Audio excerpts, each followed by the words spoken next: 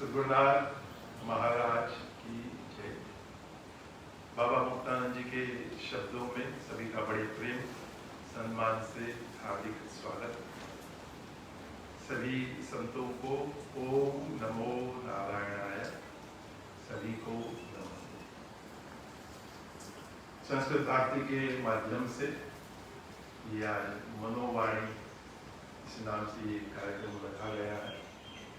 कई संत पिछले 11 मई से अपने अपने विचार संस्कृत भाषा के प्रति रखते आए हैं और हमको भी आज ये अवसर प्राप्त हुआ है। शांति मंदिर और हमारे साथ जुड़े जो भी कार्यक्रम यहाँ इस आश्रम के अंतर्गत होते हैं, पिछले 20 वर्षों से हम यहाँ महोद राम वलसाड़ के पास हैं। बाबा मुक्तानंद जी, अवधूत भगवान नित्यानंद, गणेशपुरी की ये महासंत हुए। इन्हीं की परंपरा को सिद्धि योग के नाम से, शक्तिपात के नाम से, चित शक्ति विलास, बाबा मुक्तानंद जी की आत्मकथा, इन सब नामों से सभी जानते हैं। संस्कृत भारती के भी कार्यकर्ता हमारे आश्रम में कई बार आए और जो कार्य हो रहा है उन्होंने देखा है और हमने आज ऐसा सोचा, विचार किया कि विचार रखने के लिए कहा है। तो जब हम कोई दुकान में जाते हैं तो दुकान वाला हमको कोई सैंपल देता है, कोई टेस्ट कराता है, कोई वस्तु दिखाता है। तो हमने सोचा कि आपको आज एक ऐसा हम भी प्रयास करें कि थोड़ा थोड़ा झलक, सभी संत सभी जगह कुछ ना कुछ कर रहे हैं इस सनातन धर्म की, तभी तो हम उन्हीं के पग चिन्हों पर चल रहे हैं जो ब्रह्मलीन हो गए वर्षों से। अनादि काल से ये धर्म, इसका कार्य चलते आ रहा है। उसी श्रृंखला में, उसी प्रवाहित नदी में हम भी जुड़े हैं। हम कोई अलग नहीं, हम कोई विभिन्न नहीं या भिन्न नहीं, परंतु मैं मानता हूँ उसी धारा में हम सब हैं। आश्रम एक प्रयोगशाला है, तो हमने हमारे आश्रम में इसी को, इस भावना को बनाकर बहुत सारी बातें यहाँ हमने चलाई है। तो मैं सर्वप्रथम हमारे जो नन्हे मुन्ने हैं, जो हमारे इस आश्रम के अंदर में ही रहते हैं, हमारे आचार्य के पुत्र पुत्री हैं और जो कर्मचारी है उनके पुत्र पुत्री हैं, तो उन्हीं के लिए हमने ये शारदा प्रभा, शारदा यानी सरस्वती, उनकी प्रभा, इस नाम से विद्यालय चलाया है। हालांकि आजकल तो सारे विद्यालय बंद है, परंतु हम जो इस आश्रम के अंदर रहते हैं तो कुछ न कुछ सत्कार्य होते रहना चाहिए, करते रहना चाहिए। तो सर्वप्रथम मैं आपको आप अपने छोटों से क्या करवा सकते हैं उसका आपको मैं झलक दिखाना चाहूँगा। आचार्य सत्याग्रह जी से निवेदन है कि ये जो नन्हे मुन्ने हमारे सामने बैठे हैं, ये पहले अपना प्रदर्शन करें।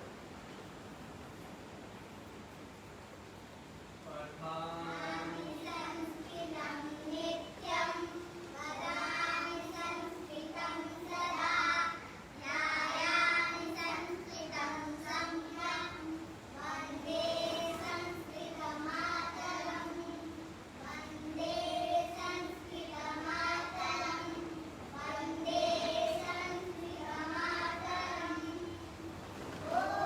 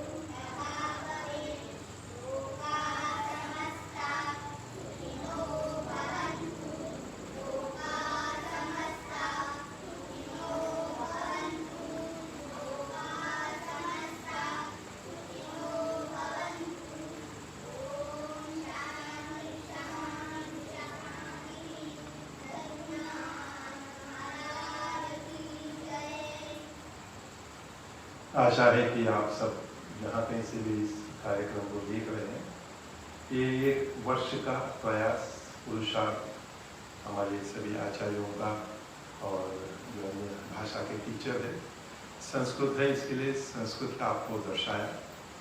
सुनने में आता है कि हमारे इस भारतवर्ष में देश भर में विद्यालयी स्तर पर लगभग 5000 पारंपरिक संस्कृत पाठशालाएं हैं, 1000 वेद पाठशालाएं, 5000 संस्कृत पाठशालाएं और 1000 वेद पाठशालाएं, परंतु केवल 8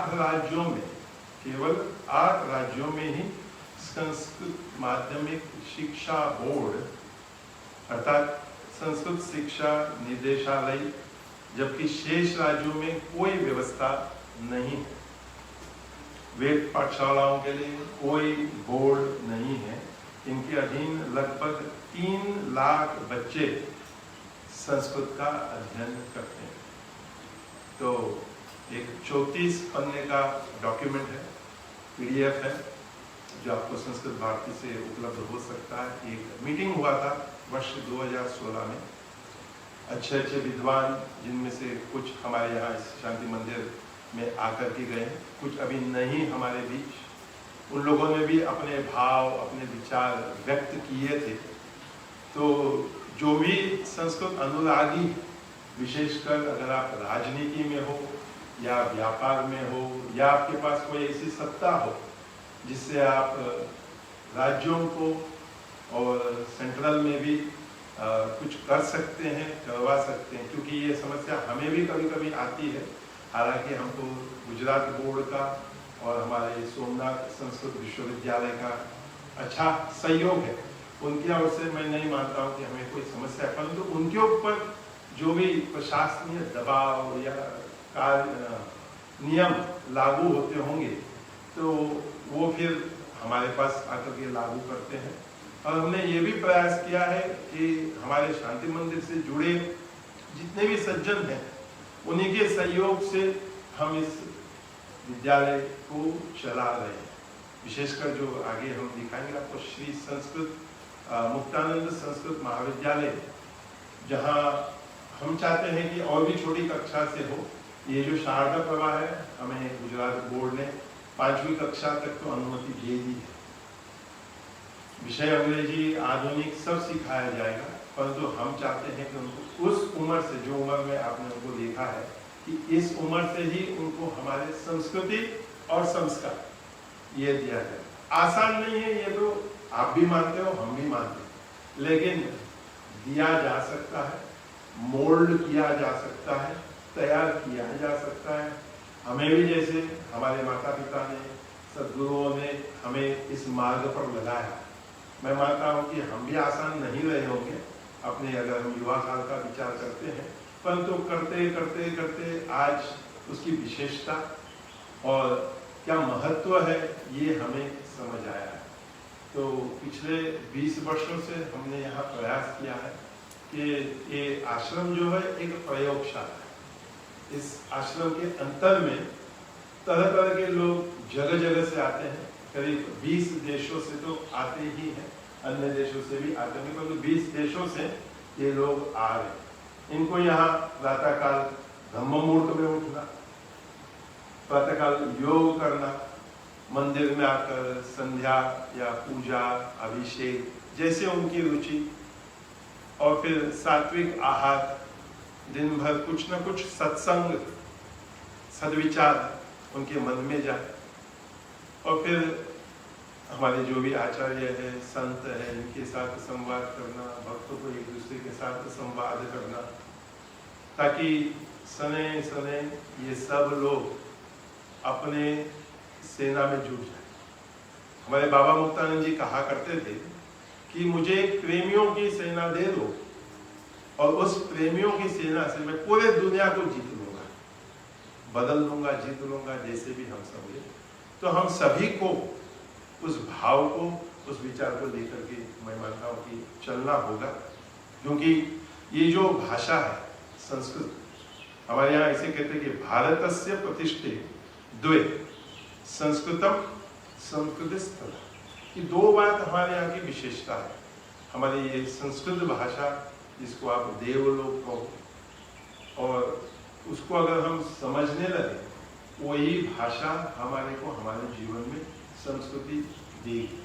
अब ये बच्चे हैं इनको शायद अभी समझ नहीं आ रहा होगा परंतु नमस्ते कर देते हैं, कुछ श्लोक बोल देते हैं, कुछ बातें रखते हैं और करते करते करते अनायास उनके जीवन में वो बात उतर जाए। मेरा अपना ये मानना है, मैं सभी से कहता हूँ इतनी अच्छी तरह से अपने आप को तैयार करो कि गलती भी गलती से न हो हमसे, गलती में भी हमारे से मतलब सही ठीक उत्तम वो, क्योंकि आता ही नहीं, कभी सीखा ही नहीं, कभी सिखाया ही नहीं और हमारे शरीर और मन को हमने यही अभ्यास डाला है, करना है उत्तम करना है। हमारे जितने भी यहाँ छात्र आश्रमवासी हम सब रहते हैं सबको मैं यही कहते रहता हूँ कि हमें श्रेय को पकड़कर चलना है, हमें श्रेष्ठ बनना है, हमें उत्तम बनना है। तो अभी हम आपको ले चलते हैं हमारे प्रथमा के जो छात्र हैं, ये भी यहाँ इनको भी वर्ष ही हुआ है, तो आपको ये इस आश्रम के अंतर्गत एक वर्ष के अंदर कैसे उन्होंने आपको अपने आप को तैयार किया है तो वो उसका आप दर्शन कीजिए। हमारे 4 छात्र और उनके आचार्य।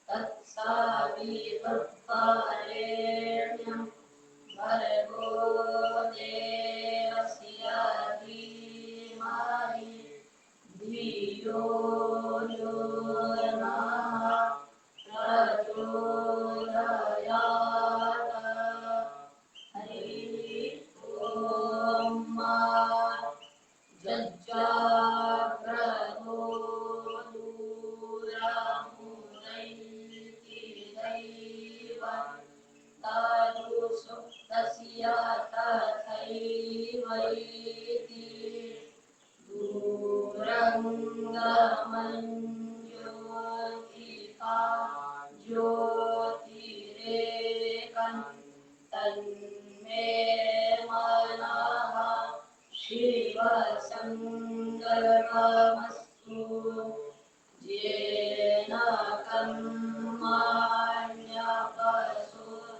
मनीषिणो जगने कृण्वन्निर्वेगते कुधीराः जगत्पूर्वं रक्षामन्तः प्रजानान्तन्मे मनः शिवसङ्कल्पमस्तु यत्प्रज्ञानमुपचेतु द्वितिश्चाद्योतिरन्तरमृतं प्रजासु जस्मान्न परिते किञ्चन ब्रह्मक्रियते तन्मे मनः शिवसङ्कल्पमस्तु येदं भूतं भुवनं भावितत्पारिभिः तममृतेन सत्त्वं येन जन्यस्तायते सप्तभूता तन्मे मनः शिवसङ्कल्पमस्तु यस्मिन् ऋचाः सामजलुगुङ्खे यस्मिन् प्रतिष्ठिकारकना भाविवाराः यस्योश्चित्तगुं सर्वभूतं प्रजानान्तं मे मनः शिवसङ्कल्पमस्तु सुखारतिरसवा निवजन्मानुयान्ये नीयते विषुर्बाजिन इव यत्प्रतिष्ठन् जलधिरं जविष्ठन् तन्मे मनः शिवसङ्कल्पमस्तु हरिः ओम। हमारे इन छात्रों का खूब खूब अभिनंदन। और आपको ये भी बताना चाहूँगा कि इनके साथ बैठे के आचार्य सत्यराज इसी आश्रम इसी विद्यालय के छात्र रहे हैं। 2005 में हमारे यहाँ आए, सुंदर नौजवान, कहीं यज्ञ करते हुए उनका फोटो भी देखा है। आचार्य पढ़ा उन्होंने, उसके बाद श्रृंगेरी जाकर बीएड किया। क्योंकि मैं अधिकांश सोचता हूँ कि व्यक्ति अगर श्रृंगेरी जाए, शारदा पीठ है और वहाँ के जो शंकराचार्य जी है वो भी हमारे इस धर्म के अनुरागी है, प्रेमी है, तो उस वातावरण में उस छात्र का अपनी दिव्यता, अपनी प्रतिभा को वो शारदा माँ जागृत करे। फिर उन्होंने राष्ट्रीय संस्कृत संस्थानों से पीएचडी भी किया रुद्री के विषय पे। और मैं कहना चाहूंगा कि हम सब मिलकर यदि इस वेद के लिए कार्य करते हैं, क्योंकि आवश्यकता है इसकी। हम आश्रमों में सीढ़ी लगा देते हैं या यूएसबी लगा देते हैं, परंतु हमारी एक ऐसी भावना है कि हम ऐसे वेद पाठियों को तैयार करें। और उनसे भी निवेदन करता हूँ मैं सभी छात्रों से कि दो मित्र यदि प्रत्येक मंदिर में जाकर प्रातः के सूर्योदय से सूर्य अस्त तक 11 से 12 घंटा तक जो भी वो वेद पढ़े हों, ऋग्वेद हो, सामवेद हो, हमारे यहाँ तो शुक्ल यजुर्वेद की धारा चलती है और उसकी संहिता करीब 12 घंटे लगते हैं हमारे यहाँ। प्रेम से जैसे अभी आपने सुना, ऐसे गति से 2 पंडित लोग 4 घंटे में भी संपन्न करते होंगे, ऐसा मैं अनुमान लगाता हूँ। कभी पंडितों ने कहा हो जाता है, लेकिन उसका आनंद नहीं आता है। जैसे डॉक्टर कहते हैं कि वो दवाई सुबह भी लो, दोपहर को भी लो, शाम को लो, और आप बोलो उनको कि मैं एक ही बार में 6 ले लो, बोलते नहीं, सुबह दोपहर शाम। तो वैसे ही ये वेद मंत्र की ध्वनि अगर हमारे सभी आश्रमों में, मंदिरों में हम बजाय के टेप लगाए, ऐसे जीवित जागृत एक मनुष्य को हम बिठाए और शंख घंट ये सब भी हम बजाए, इलेक्ट्रॉनिक ना हो, ये सभी संतों से और लोग हैं इन लोगों से निवेदन है कि आपको ये प्रयास, ये पुरुषार्थ करना पड़ेगा, प्रेरित करना पड़ेगा आपके आसपास जो भी रहते हैं कि वो आरती के समय या जो भी आपका समय होगा उस समय आकर घंट बजाए, शंख बजाए।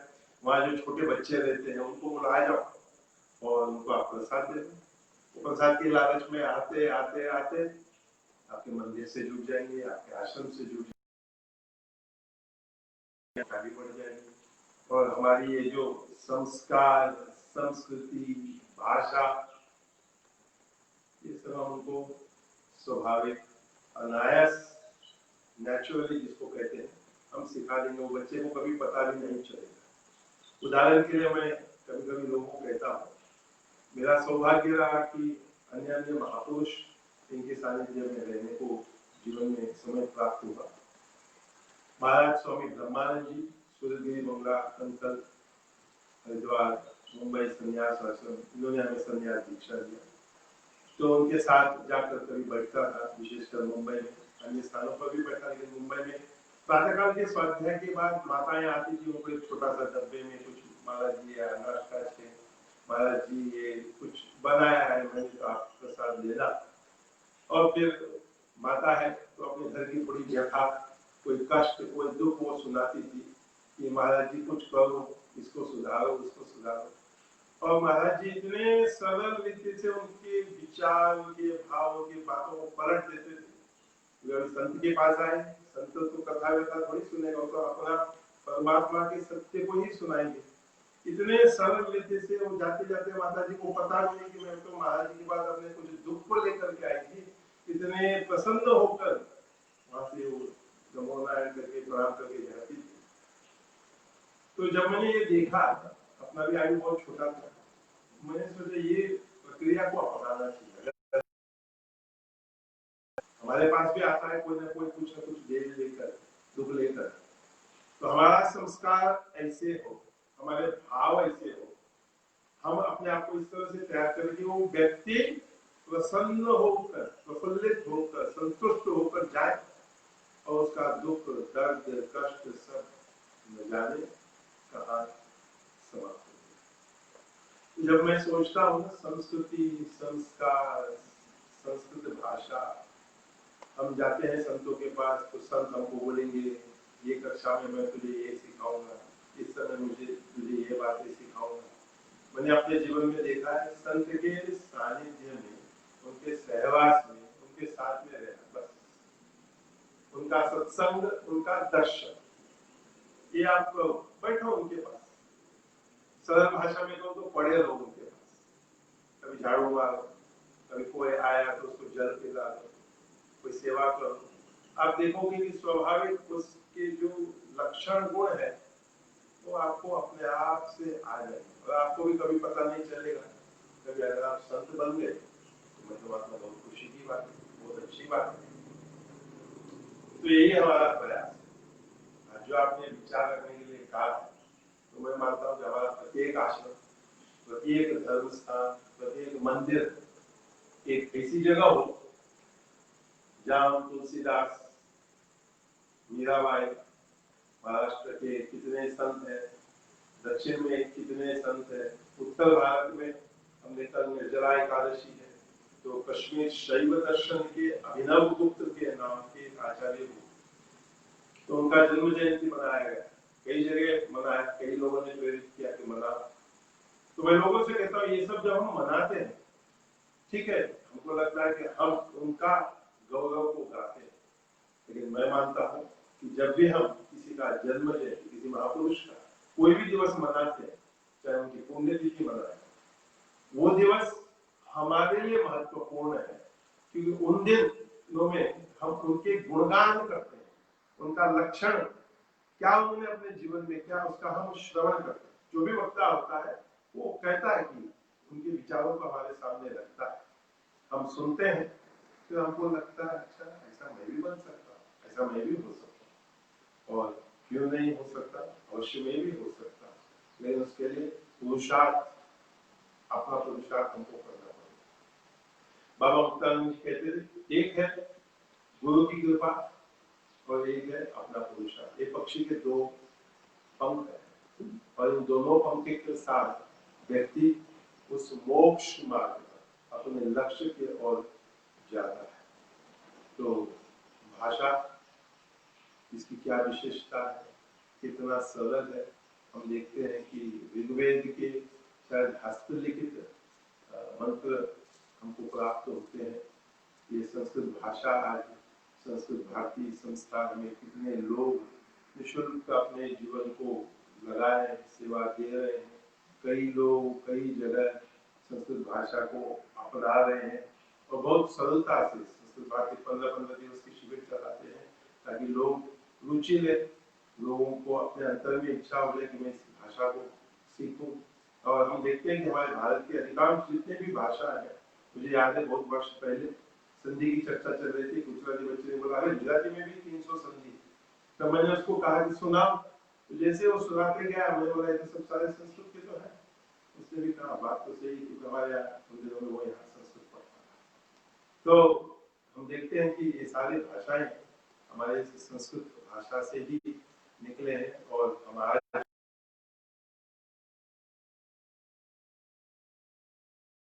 लोग इस भाषा में रुचि ले रहे हैं और कई जगह लोग सीख रहे हैं। इंग्लैंड में एक स्कूल है सेंट जेम्स नाम का, वो भी हमारे उत्तर भारत के शंकराचार्य जी जो हुए उनके शिष्य परंपरा में से, शांतानंद जी शायद नाम है, उनके ही शिष्य परंपरा से वो है। तो उनके उस स्कूल में उन लोग भी प्रेरित करते हैं कि छोटे छोटे बच्चे बोले, और उसमें से एक महिला है आज संगीत के माध्यम से संस्कृत के लिए कार्य करती है। तो मैं हम सभी से कहूंगा कि हम क्यों पीछे रहे, हमको भी अपने इस भाषा, अपने संस्कार, अपनी संस्कृति के लिए कुछ करना चाहिए। तो अगला मैं हमारे यहाँ के छात्र जो 10वीं में अभी उसने परीक्षाएं दी है, लेकिन लॉकडाउन हो गया तो हमारे आश्रम में ही रह गया, घर नहीं जा सका, तो इसके लिए वो है और विद्या में रुचि भी रखता है। माता पिता की भी प्रोत्साहन की वजह से गुरु जी लोग आगे पीछे घूमते, भाषा में रुचि रखता हो। हमारे श्याम राजगुरु नाम से छात्र है, तो वो संस्कृत में अपने भाव आपके सामने रखते हैं।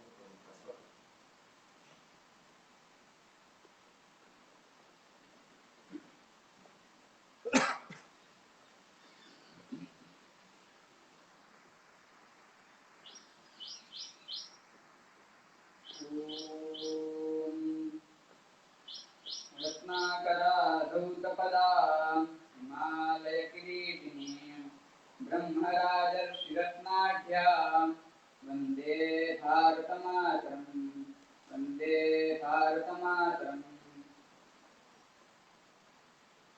नमो नमः, नमस्कारः। दयतु संस्कृतं, दयतु भारतम्। तत्र उपस्थितानां समेषाम् अपि संस्कृतप्रेमिणां हार्दं स्वागतं। व्याहरणं संस्कृतसम्भाषणम् इति विषयम् अवलम्ब्य किञ्चित् वक्तुकामोऽस्मि। वयं सर्वे जानीमः यत् कापि भाषा भाषणादेव स्वास्तित्वं प्राप्नोति। तत्रापि संस्कृतभाषा चतुर्षु कौशलेषु परिपक्वा सुदृढा च वर्तते। तानि कौशलानि यथा श्रवणकौशलं, भाषणकौशलं, पठनकौशलं, लेखनकौशलं च। अतः संस्कृतभाषा कौशलेषु सोपानेषु च उपनिबद्धा वर्तते। संस्कृत वाङ्मय विषये पुराणानि, उपनिषदः, दर्शनानि, धर्मशास्त्राणि, स्मृतयः इत्यादि विषयाः आधारभूताः भवन्ति। तत्रोपनिबद्धं ज्ञानं संस्कृतभाषायाम् एव वर्तते। तत् ज्ञानं संस्कृतसम्भाषणं विना यथार्थस्वरूपग्रहणं नैव शक्यते। अतः शास्त्राणां ज्ञानम् अतिसारल्येन अवगन्तुमपि संस्कृतसम्भाषणस्य एका अद्वितीया भूमिका वर्तते।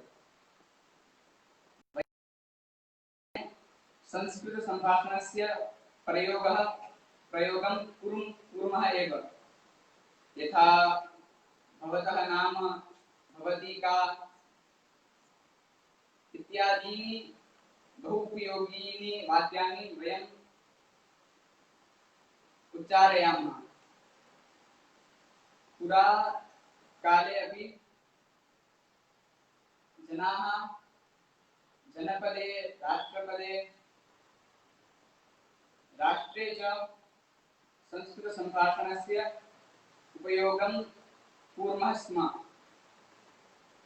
यथा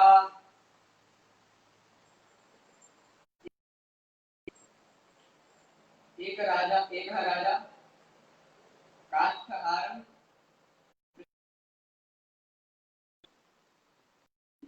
हारः बाधति वा तदा काष्ठहारः प्रत्युत्तरितवान्, हारो न बाधते राजन् यथा बाधति बाधते। अर्थात काष्ठहारः अपि संस्कृत वक्तुं शक्नोति स्म। तथैव एकः श्लोकः अस्ति, यथा चेतो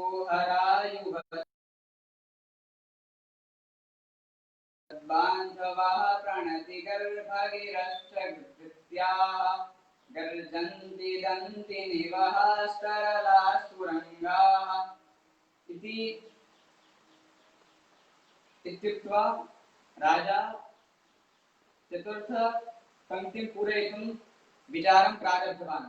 तदा चौरः चतुर्थ पंक्तिं वदति, यथा सम्मीलनेन यनयोर्न हि किञ्चिदस्ति। अथ च चौरः अपि संस्कृत वदितुं शक्नोति स्म।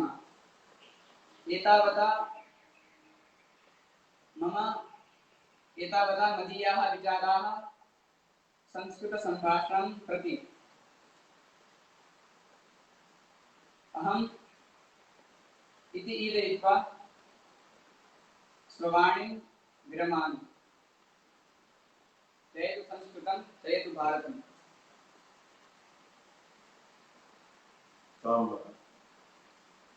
छात्र राजगुरु का भी अभिनंदन करते हैं। माता पिता मुंबई शहर में रहते हैं, परंतु प्रेरित होकर अपने बच्चे को माता पिताओं से भी मैं नम्र निवेदन करूंगा कि जब आप छात्र को हमारे पास भेज देते हो तो उसको 8, 10, 12 साल तक नहीं पढ़ेगा। कभी कभी छात्र जैसे हमारे साथ अभी हुआ, 9वीं का छात्र था, सूरत शहर का था, 1 वर्ष रहा, पढ़ रहा था अच्छी तरह से, परंतु किसने क्या उस माता पिता को सिखाया कि वो आकर अपने बच्चे को ले गए, बोले उसकी धारा को, यानी पढ़ने की जो धारा है उसको बदलेंगे, उसको बैंकिंग में डालेंगे। दुख होता है क्योंकि 1 वर्ष का मेहनत आश्रम का, आचार्यों का, सभी छात्रों का पुरुषार्थ जब हम सब करेंगे तो मिलकर, मैं तो मानता हूँ बहुत इंजीनियर हो गए, बहुत डॉक्टर हो गए, बहुत वकील हो गए, जो आम धारा है उसकी बहुत हो। हमारे इस संस्कृत धारा के लिए भी हमें अच्छे अच्छे घरों से अच्छे अच्छे सज्जन व्यक्ति की आवश्यकता है। सज्जन जब आएगा उसको सज्जनता में निपुण करते करते करते काफी साल निकल जाते हैं। आप सोचो हर 2-3 साल में छात्रों तो मैं जाऊं तो बोलता नहीं अभी नहीं, अभी 10वीं तक, अभी 12वीं तक, शास्त्री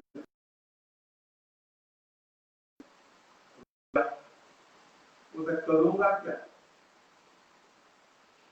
तो मैं कभी जो माता पिता उनसे कहता हूँ कि क्या आप जिस भी क्षेत्र में कार्यरत हो, आपको पक्का है कि आपका एक कार्य हमेशा ही चलेगा, चाहे डॉक्टर हो, वकील हो, जो भी, और हमेशा ही आप रहोगे?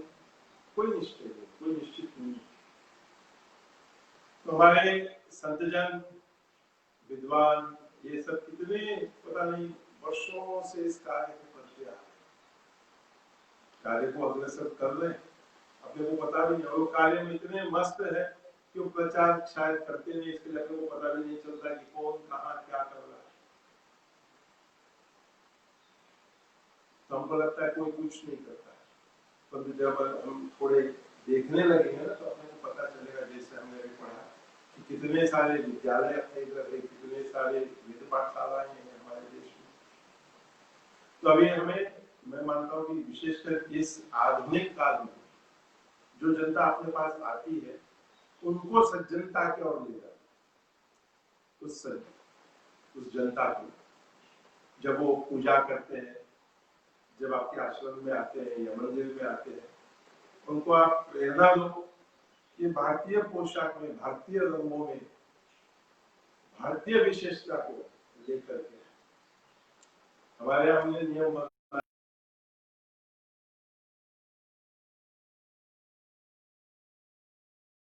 बच्चों को भी हम प्रेरणा देते हैं, बच्चे अगर उनके साथ जुड़ना चाहते हैं, आसपास बैठना चाहते हैं, बच्चे भी उस तरह से अपने आप को तैयार करें, भस्म लगाए, टीका लगाए, माला पहने।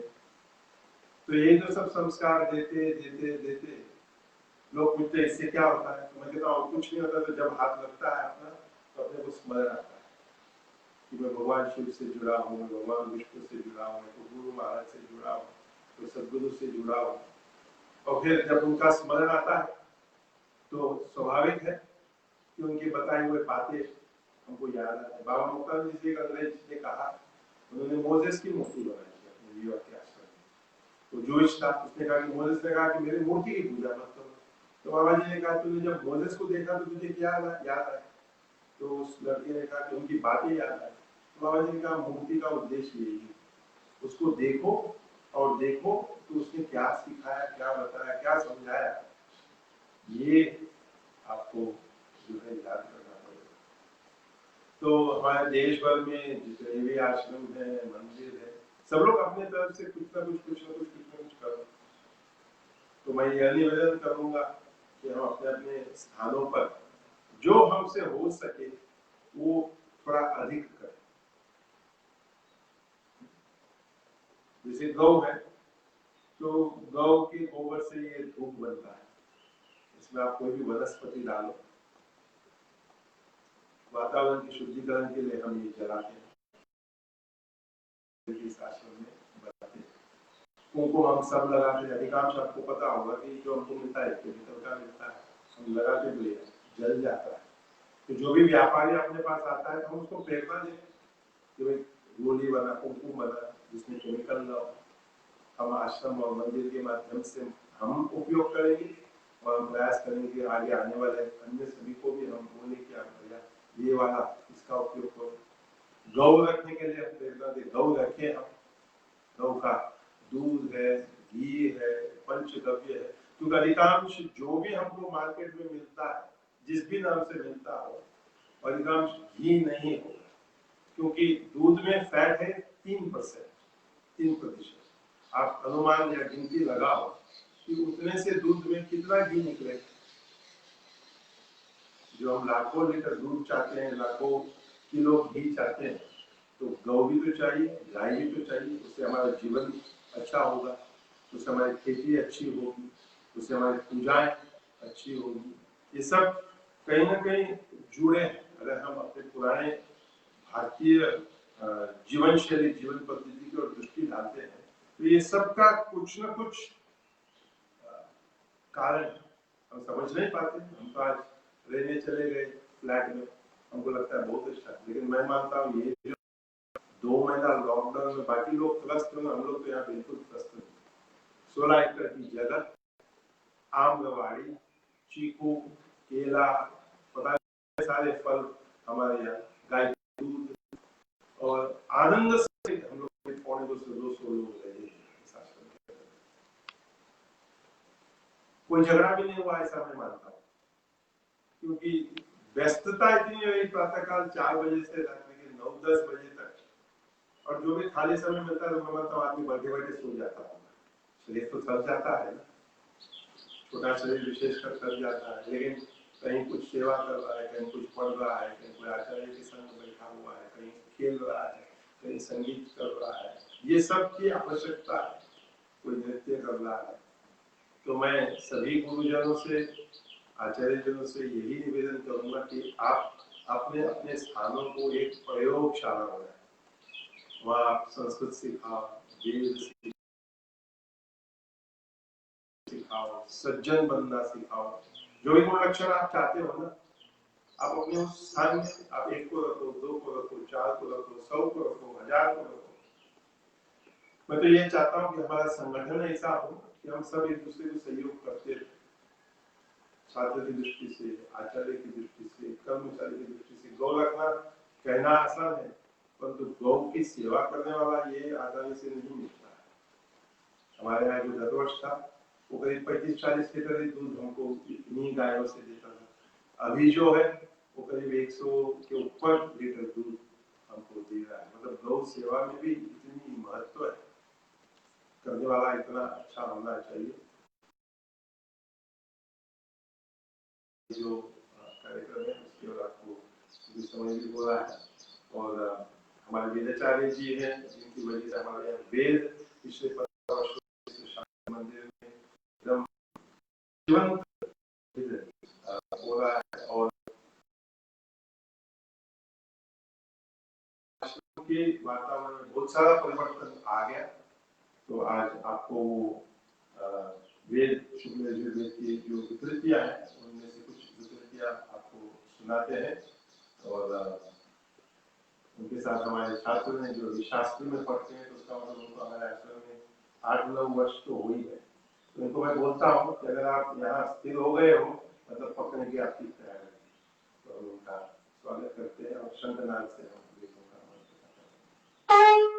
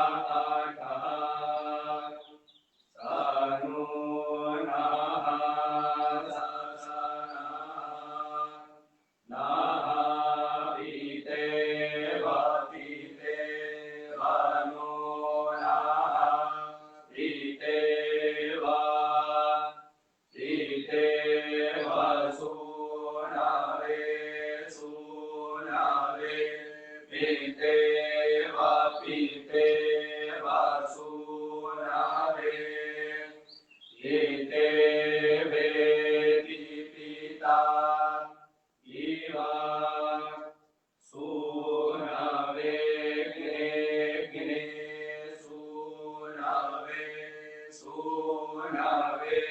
गिने अग्रणे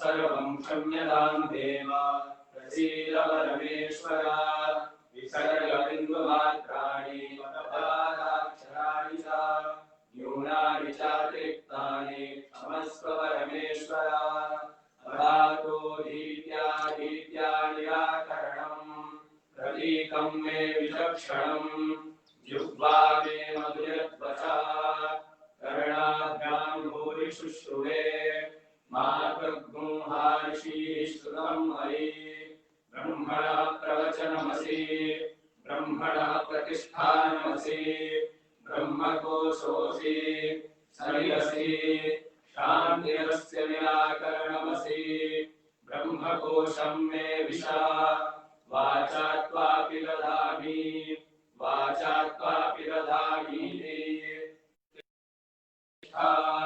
स्वरकर्णकण्ठौ रसदन्त्यौष्ठग्रहणधारणोच्चारणशक्तिर्मयि भवतु आप्यायन्तु मे अङ्गानि वाक्प्राणश्चक्षुः श्रोत्रं यशोबलम् यन्मे श्रुतमधीतं तन्मे मनसि तिष्ठतु ॐ पूर्णात् पूर्णमुदच्यते पूर्णस्य पूर्णमादाय पूर्णमेवावशिष्यते ॐ शान्तिः सद्गुरुनाथ महाराज की जय। हमने इस 1 घंटे में प्रयास किया कि हमारे गुरुजन, हमारे ऋषि, हमारे संत, इन सब ने क्या कल्पनाएं की होगी जो हम आज शास्त्र के माध्यम से पढ़ते हैं। तो उसका एक स्वाद आपको इस संस्कृत भारती के मनोवाणी के कार्यक्रम से, शादी मंदिर के माध्यम से हमने आपको कराया है। आशा है कि आप सभी की कृपा, सभी का आशीर्वाद,